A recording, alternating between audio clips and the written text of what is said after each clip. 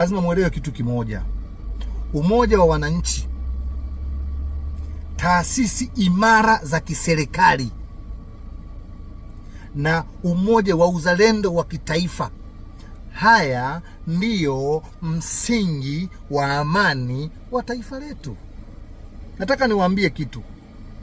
Wale waliokuwa wanajiita wanaharakati, wale ambao wamefadhiliwa wanaishi nje, kina Mange Kimambi, Maria Sarungi, kuna Takataka Ilelecho, kuna sijui kijana mwingine Nuruvansi, na wengineo wengi, na wengine waliojificha kwenye taasisi za kidini, waliokuwa wanalipwa fedha na watu ambao walikuwa wanataka waichonganishe serikali na wananchi ili kuleta msukumo kwa serikali inapotafuta utulivu wa nchi. Serikali inapotafuta utulivu wa nchi inapewa msukumo wa kukubali kusaini mikataba mibovu. Mashindikizo hayo walikuwa wanatumiwa hawa wanaojiita wanaharakati. Sasa wadhamini wao hawatoi fedha. Wadhamini wao wako busy na mambo mengine, mavita tunao makubwa huko. Mara sijui rais wa Venezuela kachukuliwa, sijui Estienne Faidi, mara Irani kuna nini. Wamepwaya hao wanaojiita wanaharakati, hawana fungu. Mimi nilikuwa nawaambia hakuna harakati bila fungu.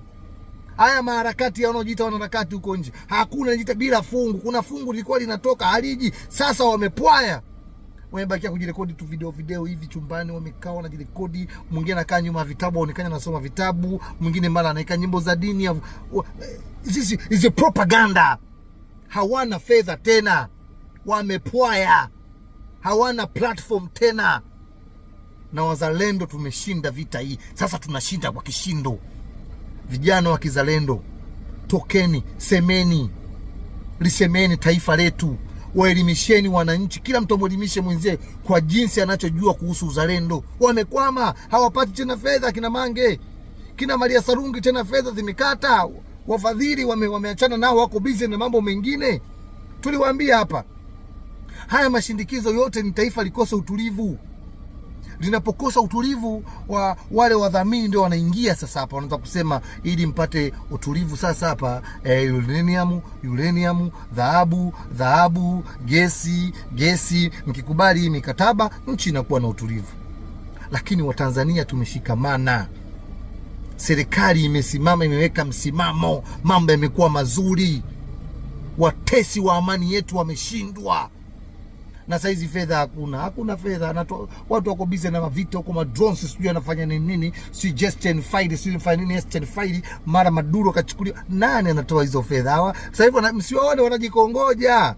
Ukimtumia hata $100 tu pale anageuza story, anaanza kusema mambo mazuri. Hawana hela, wala uko natuma hawatoi. Watanzania wamelegea, wale watu wamelegea. Hata wale viongozi wa dini tukao tunawaona, wale baadhi ya viongozi waliokaa kwenye mwamvuli wa dini waliokuwa wanatumiwa, wamepwaya, fedha hakuna. Huko walipo hata kula yao shida. Wadhamini wamekata kamba, wako busy na mambo.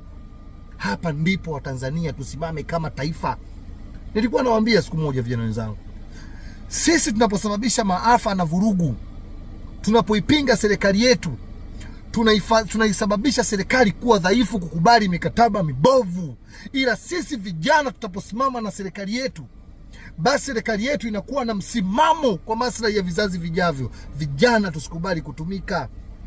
Nasisitiza, tuendelee kuwapuuza hawa kina Nuruvansi, wanatupoteza. Hawa kina Mange takataka. Kuna yule dada mmoja takataka anajiita Lecho, sio Lecho Bangwa, sio Lecho Bingwa, takataka. Mtu anaongea maneno mpaka huyu amezaliwa kweli huyu? Au alianza kutoka miguu badala ya kichwa? Sasa tuwapuuze. Tuangashikilia pazuri, tushikilia hapa. Kila kijana atoke aisemee taifa lake vizuri.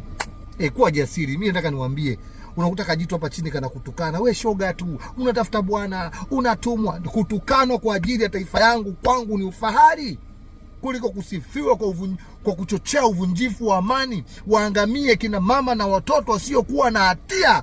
Hiyo kwangu ni dhambi. Na kuna dhambi hizi mimi sizikubali, hizi dhambi za uchochezi hizi sizikubali kabisa hizi.